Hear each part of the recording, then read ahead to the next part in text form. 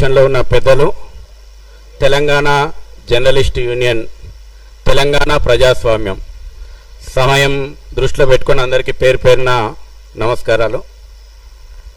తెలంగాణలో ప్రజాస్వామ్యం ఉందా లేదా, ఉంటే ప్రమాదంలో పడ్డదా? నియంతల మానసిక స్థితి లోపట ఈరోజు తెలంగాణ లోపట అధికారం చెలాయిస్తుంది. ఇంతకుముందు కప్పల ప్రసాద్ గారు చెప్పినట్టు మా అమ్మనే తెలంగాణ ఇచ్చిందని ఒకడు అంటుంటే, మా అయ్యనే తెలంగాణ తెచ్చిందని ఇంకో పార్టీ అంటుంది.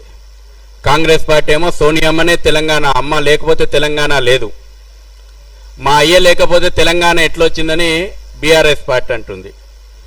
ఈ రెండిటి భావజాలం లోపట సకల జనులు ప్రజాస్వామిక ఉద్యమం అనేటువంటిది మరుగున పడేసారు. ఊరు వాడ ఏకమై తెలంగాణ ఆకాంక్షను ఏదైతే ఢిల్లీ వరకు చేర్చి వంట వార్పుల ద్వారా యావత్ 4.5 కోట్ల ప్రజానికం గొంతు ఏదైతే ఉందో, కవులు కావచ్చు, కళాకారులు కావచ్చు, రోజువారీ కూలి కావచ్చు, ఉన్నత వర్గాలు కావచ్చు, చదువుకున్నోళ్ళు కావచ్చు, చదువు లేనోళ్ళు కావచ్చు, అన్నిటికీ పరిష్కారం తెలంగాణ వస్తే సాధ్యము అని ప్రజలైతే ఉద్యమం చేసి సాధించుకున్నారు. తర్వాత ఏమైంది ఈ రోజున తెలంగాణ అనేటువంటిది ప్రశ్నార్థకం. సూటిగా పాయింట్కి వస్తా. నాకు కప్పల ప్రసాద్ గారు తెలంగాణ ఉద్యమంలోనే పరిచయం. రంగారెడ్డి జిల్లా లోపల ఊరూరు తిరిగినాం మేము. నేను ఒక విద్యార్థి నాయకునిగా, వారు ఒక జర్నలిస్టు నాయకునిగా తెలంగాణ ఆవశ్యకత గురించి ఊరూరు తిరిగి చెప్పి తెలంగాణ ఉద్యమంలో పాల్గొన్నాం. మురళీ మనోహర్ గారు ఉన్నారు ఇక్కడనే వేదిక మీద. 94 నుంచి నేను విద్యార్థిగా తెలంగాణ ఉద్యమంలో ఉన్నా. అప్పటికి కేసీఆర్ కూడా పుట్టలే, టీఆర్ఎస్ పార్టీ కూడా పుట్టలే. గోదావరి కృష్ణా తెలంగాణ సస్యశ్యామల యాత్ర ఏబీవీపీ చేసింది. ఆ రోజున విద్యార్థులుగా మేము బంగారు తెలంగాణ, సస్యశ్యామలమైనటువంటి తెలంగాణ ఆవశ్యకత గురించి చెప్పినాం. కానీ వాళ్ళు చూస్తుంటే బాధ అనిపిస్తుంటుంది. ఏమంటే ఓడోడిగా మేమే టీకాదారులం తెలంగాణకు. ఇక అసలు విషయం తుకుడే గ్యాంగులు. ఇవాళ తెలంగాణ తుకుడే గ్యాంగుల యొక్క ఎజెండా మీద ప్రతి ఒక్కరు మాట్లాడాల్సిన అవసరం ఉంది. ఎందుకంటే ఈ తుకుడే గ్యాంగుల చేతులలో తెలంగాణ పెడుతందుకు కాదు తెలంగాణ ప్రజానికం పోరాడింది. అసలు అంబేద్కర్ మహనీయుడు ఆలోచన చేసిండు. వాస్తవానికి సెకండ్ క్యాపిటల్గా తెలంగాణ ఉండాలని, హైదరాబాద్ ఉండాలని కోరుకున్నాడు. ఎందుకంటే ఇక్కడ ప్రజల యొక్క సంస్కృతి, ఇక్కడ ప్రజలు ఆదరించేటువంటి విధానము, ఇక్కడ ఉన్నటువంటి విశిష్టత గురించే తెలంగాణను, హైదరాబాద్ను 2వ క్యాపిటల్గా చేయాలని ఆనాడే అంబేద్కర్ మహనీయుడు ఆలోచన చేస్తే, ఇవాళ ప్రతి ఒక్కరు ఆయన పేర్లు పెట్టుకొని ఏం నినాదాలు ఇస్తారండి? గో బ్యాక్ నినాదాలు. మా అయ్య జాగిరి అంటుండు ఒక ఆయన వచ్చి, వితండవాదం మంత్రి స్థానంలో కూర్చున్న ఆయన వచ్చి మా అయ్య జాగిరి అంటుండు. అందరు జాగిరి. కానీ మీ మానసిక స్థితి ఏమున్నది? తెలంగాణలో వాడు గోబ్యాకు, వీడు గోబ్యాకు, కొంతకాలం మార్వాడి గోబ్యాక్ నినాదం చేసినారు. ఇప్పుడు పవన్ కళ్యాణ్ వస్తే దాన్ని ఒక పెద్ద ఇష్యూగా చేసేటువంటి ప్రయత్నం చేశారు. వీళ్ళందరి భావజాలం ఏంటంటే వేర్పాటువాద భావజాలం. ఈ వేర్పాటువాద భావజాలాన్ని నికార్సైనటువంటి తెలంగాణ వాదులం నిర్మోహమాటంగా వాడు ట్యాగ్ వేయాలన్నా, వాడు మనకు ట్యాగ్ వేయాలన్నా, నువ్వు సర్టిఫికేట్ ఇవ్వాలన్నా మాకు తెలంగాణ వాదులు తెలంగాణ వాదు ఎవడు కాదంటందుకు. మీరు పుట్టక ముందు నుంచి తెలంగాణ ఉద్యమంలో ఉన్నటువంటి వాళ్ళం ఎంతమంది త్యాగాలు చేసిండ్రు. ఈ వేర్పాటువాదం ఎట్లుంటుందంటే నేను చాలా స్పష్టంగా చెప్తా. ఇది హిందుత్వాన్ని వ్యతిరేకించేటువంటి వేర్పాటువాదం, జాతీయవాదాన్ని వ్యతిరేకించేటువంటి వేర్పాటువాదం. ఇవాళ ఒక పవన్ కళ్యాణ్ వ్యతిరేకించరు అంటే వీళ్ళ పుట్టుకనే వేర్పాటువాద పుట్టుక, వ్యతిరేకించేటువంటి వాళ్ళను. మీకు బాగా గుర్తుంటుంది, మిలియన్ మార్చ్ అయినప్పుడు 17 విగ్రహాలు వలిగినాయి ట్యాంక్ బండి మీద. ఈ యొక్క జాతీయవాదాన్ని వ్యతిరేకించేటువంటి వేర్పాటువాదులు తెలంగాణ ఉద్యమంలో చేరి ట్యాంక్ బండి మీద మిలియన్ మార్చ్ పేరు మీద తెలంగాణ యావత్ వస్తే వాళ్ళ పైశాచిక ఆనందం చూపారు. శ్రీకృష్ణదేవరాయల విగ్రహం బలగొట్టిర్రు, అన్నమాచార్య విగ్రహం బలగొట్టిర్రు, ముల్ల విగ్రహం బలగొట్టిర్రు, వీరేశలింగం పంతులు విగ్రహం బలగొట్టిర్రు. మళ్ళీ కొన్ని విగ్రహాలు కనవల్లే వీళ్ళకు. అంటే టార్గెట్గా ఏ విగ్రహాలను బలగొట్టాలనో సెలెక్టెడ్గా జాతీయవాదాన్ని టార్గెట్ పెట్టుకొని పనిచేసినటువంటి శక్తులు మిలియన్ మార్చిని మేము గుర్తించినాం. ఆ రోజే ఏబీవీపీ తరఫున మేము గలమెత్తినాం, ఈ రకమైనటువంటి వేర్పాటువాదం తప్పని చెప్పినాం. అంత పెద్ద ఉద్యమం లోపల నిర్మోహమాటంగా చెప్పినాం, ఈ వేర్పాటువాదాన్ని తెలంగాణ ప్రజలు యాక్సెప్ట్ చేయరని చెప్పి. తెలంగాణ ఉద్యమం లోపల ఉస్మానియా యూనివర్సిటీ లోపల మేము అందరం కూడా పనిచేసినాం. 38 కేసులు పెట్టుకున్నాం, 100 రోజులు జైళ్ళలో ఉండొచ్చినాం. ఏ రోజు కూడా ఈ శక్తులన్నీ కూడా అవకాశం దొరికినప్పుడల్లా తెలంగాణ ఉద్యమాన్ని వేర్పాటువాదం వైపు తీసుకుపోయేటువంటి ప్రయత్నం చేశారు. ఇదే తెలుగుదేశం పార్టీ ప్రజాప్రతినిధులు రాజీనామా చేసి వచ్చి ఆర్ట్స్ కాలేజ్ దగ్గరికి వస్తే వాళ్ళను బహిరంగంగా వాళ్ళ మీద అటాక్ చేశారు. ఇదే వేర్పాటువాద భావజాలము.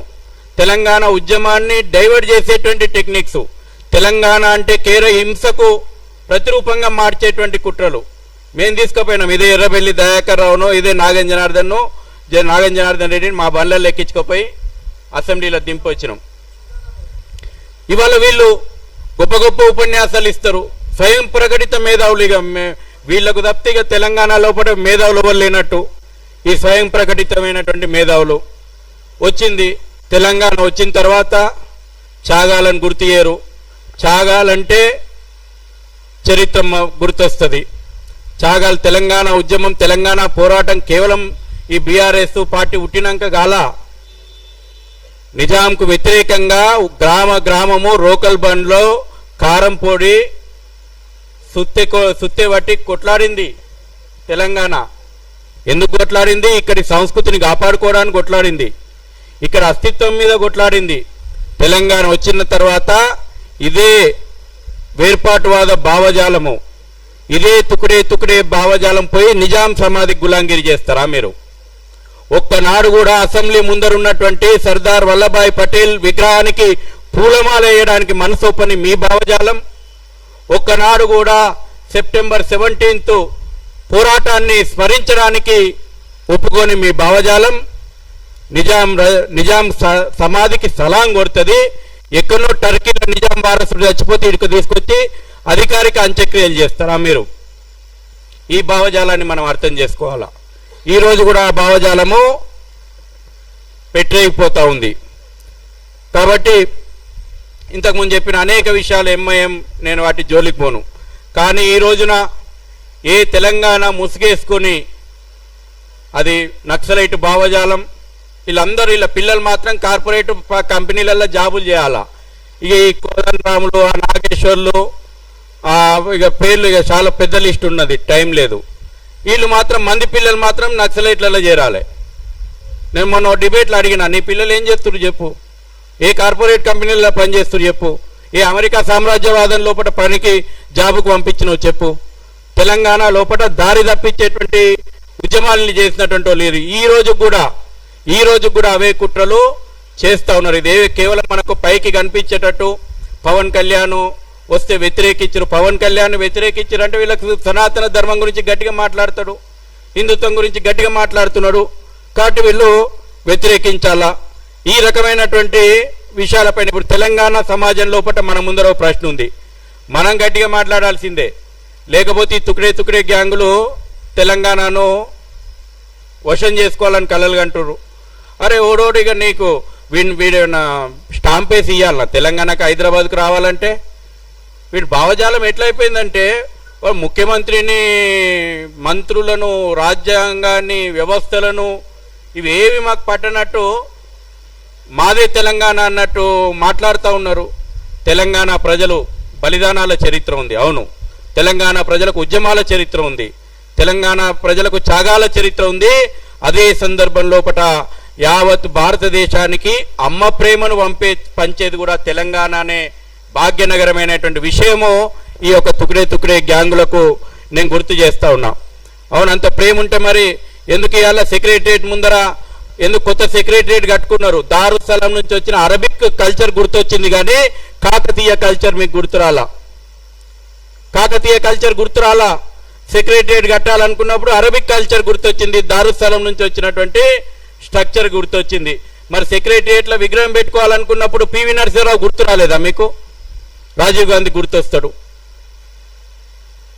ఇవాళ అనేక పథకాలకు తెలంగాణ పేర్లు పెట్టాల్సిన అవసరం లేదా?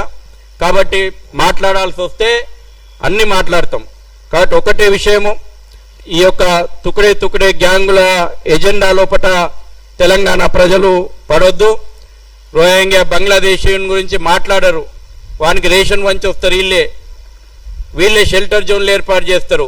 కానీ ఈ దేశంలో ఉన్నటువంటి మన తోటి పౌరులను మాత్రం వ్యతిరేకించాలి. మీ పిచ్చి పరాకాష్ఠకు చేరింది. ఈ పిచ్చిని తెలంగాణ స్వాగతించదు.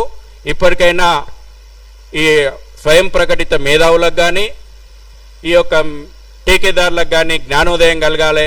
లేకపోతే మాత్రం ఖచ్చితంగా మిమ్మల్ని రోడ్ల మీద ఉరికిచ్చి కొట్టే రోజులైతే ప్రజల చేతులకు ఎజెండా తీసుకుంటే మీ పిచ్చిని బుద్ధి చెప్పేటువంటి రోజులైతే వస్తాయి.